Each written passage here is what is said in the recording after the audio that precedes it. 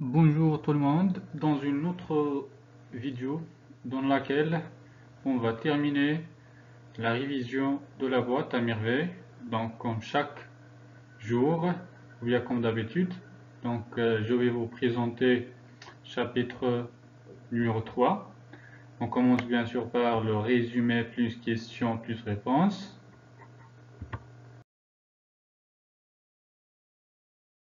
Alors, donc, voilà, donc chapitre 1, ou bien chapitre 3, le résumé. Donc le repas dit mendiant, aveugle, Zin Blafi de Rahma est perdu. Donc après la retrouvaille de Zin Blafi de Rahma, cette dernière décide de réaliser ou bien de préparer un repas pour les mendiants. Okay. Donc une occasion pour la Zoubida de se réconcilier avec sa voisine. Pourquoi la réconciliation entre les deux femmes? Parce que nous avons déjà dit que la Zoubida et Rahma se sont disputées à cause de les Donc tout le voisinage partage le chagrin, les souffrances, le malheur de Rahma. Quel chagrin? Le chagrin de la perte de sa fille Sinem.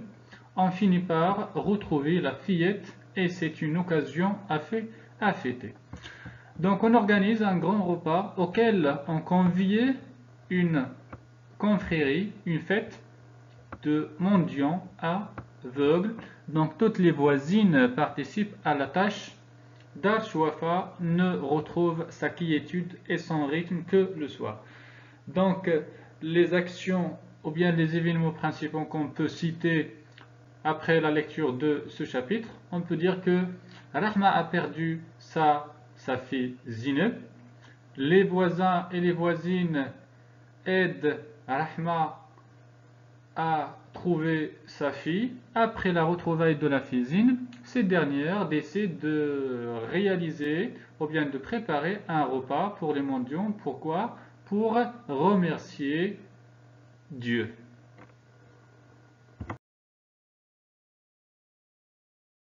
Donc les questions, on commence par la première question. Le maître, ça veut dire l'orki, était très actif, ou bien très heureux, ou bien sonolé. Donc, bien sûr, l'orki était sonolé. Voilà la réponse.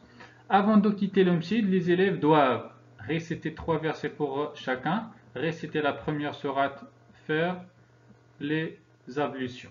Alors, que fait les élèves avant de partir ou bien avant de quitter le site? Donc faire les ablutions. Le vendredi, les élèves doivent réciter quelques vers de Imam Ali, Abu Ashir ou bien Ibn Ashir. Donc les élèves, avant de quitter le site chaque vendredi, ils récitent quelques vers de Ibn Ashir. Voilà. Fatma Bziouya a acheté une lampe à pétrole, un cierge ou bien plusieurs bougies. Donc Fatma Bziouya a acheté une lampe à pétrole. Donc signe ou bien comme signe de la modernité.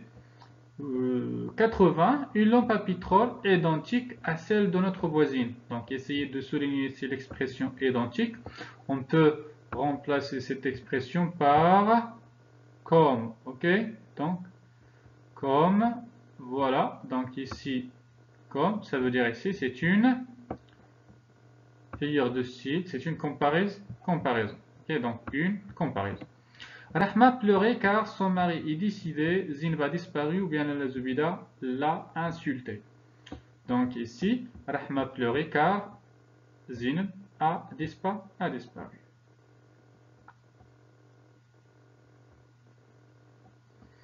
Rahma est sorti pour aller assister à un mariage, à un bal ou bien à un baptême. Donc ici, Rahma est sorti avec sa fille pour assister à un baptême. Voilà. Sidi Mohamed pleurait car Zinba a disparu, il était malade ou bien il avait faim. Donc Sidi Mohamed pleurait car il avait fin.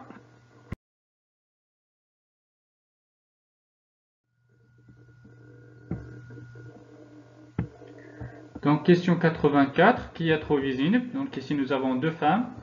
Nous avons Fatma Bziouia et Lalla Zubida. Zineb était trouvé Adar Keton, Dar Chouafa ou bien Adar Tofula. Donc il était trouvé Adar. Voilà. Donc Rahma a préparé un repas pour les mendiants, un repas pour sa fille Zineb ou bien un repas pour les enfants. Donc Rahma, pour remercier Dieu, elle a décidé de préparer un repas pour les mendiants. La dernière question. Les hôtes de Rahma étaient des vieux, des enfants ou bien des aveugles. Donc les hôtes, ça veut dire des invités. Ce sont des aveugles. Donc voilà la fin de cette vidéo. Bonne soirée.